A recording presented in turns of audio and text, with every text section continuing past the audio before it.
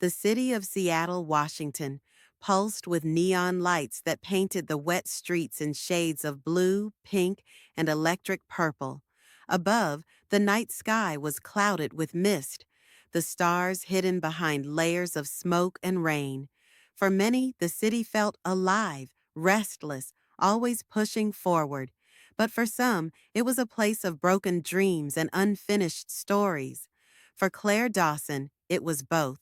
At 26, Claire worked as a graphic designer by day, but at night, she wandered the city streets with her sketchbook, capturing the glow of neon signs, the loneliness of half-empty cafes, and the quiet desperation of strangers.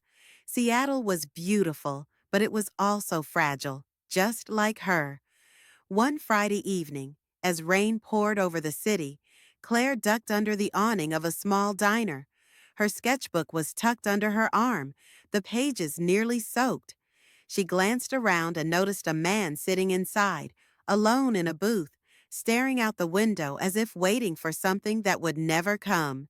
She had seen him before, on the same streets, always at night, always looking lost. Tonight, something made her push open the diner door and step inside. The man looked up as she approached. His hair was dark, his jacket worn, his eyes tired but striking. "Mind if I sit?" Claire asked. He hesitated, then nodded. "Sure." "I'm Claire," she said, sliding into the booth. "Ethan Miller," he replied. The name suited him, solid, simple, but carrying weight. They sat in silence for a while, the neon lights outside flickering through the rain-streaked window. Finally, Claire asked, "Why do you always look like the sky just fell?" Ethan let out a humorless laugh. Because, in a way, it did. Over a cup of coffee, Ethan told her bits of his life. He had once been a pilot, flying small planes over the Pacific Northwest. He loved the sky, the freedom, the endless horizons. But one stormy night, everything changed. A mechanical failure forced him into a crash landing. He survived, but his best friend, his co-pilot, didn't.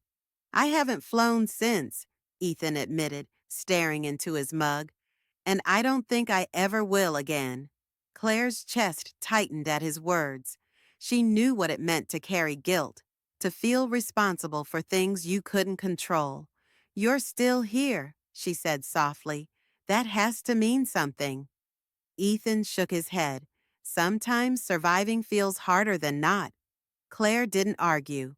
Instead, she opened her sketchbook and showed him a page, a drawing of the Seattle skyline under stormy clouds, neon lights reflecting in puddles.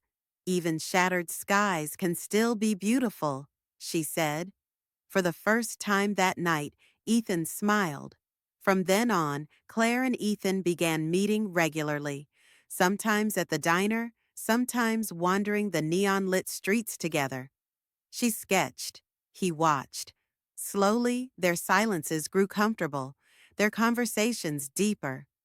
Ethan told her about the dreams he once had, to travel the world, to see cities from above, to chase horizons. Claire admitted her own fears, that her art would never matter, that she was just another nameless creative in a crowded city. "You don't see it," Ethan told her one night, "but your drawings capture what people feel. That matters." And when he said it, she almost believed him. One evening, Ethan led her to a rooftop overlooking downtown Seattle. From there, the city stretched endlessly, bathed in neon glow, the rain shimmering like falling stars. "This used to be my favorite place," he said quietly. "When I couldn't be in the sky, I came here. It's not the same, but it's close." Claire opened her sketchbook and began to draw, capturing him against the backdrop of the city lights. "Why me?" she asked suddenly. "Why let me in?" Ethan looked at her for a long moment. "Because you don't just see what's there. You see what's broken, and you don't turn away." Her hand stilled on the page. His words pierced something deep inside her. But healing wasn't simple. Ethan still wrestled with nightmares, waking in a cold sweat, reliving the crash. Claire still doubted her worth, terrified of showing her art beyond her sketchbook. One night, after a particularly difficult evening, Ethan pulled away. "You shouldn't waste your time with me, Claire. I'm a mess. My dreams are gone. My skies are shattered." Claire's voice was firm. "Maybe they are, but maybe that's when you need someone the most, to remind you that you're still alive." For a moment, he looked like he might argue, but then, slowly, he reached for her hand. The weeks turned into months. Claire's drawings grew bolder, more expressive. With Ethan's encouragement, she finally agreed to submit her work to a local gallery. To her shock, they accepted, and her first small exhibit opened on a rainy Thursday night. Ethan was there, standing quietly in the back as people admired her art. When she walked over, he simply said, "I told you it mattered." But something had shifted in him, too. Watching her courage sparked something old inside,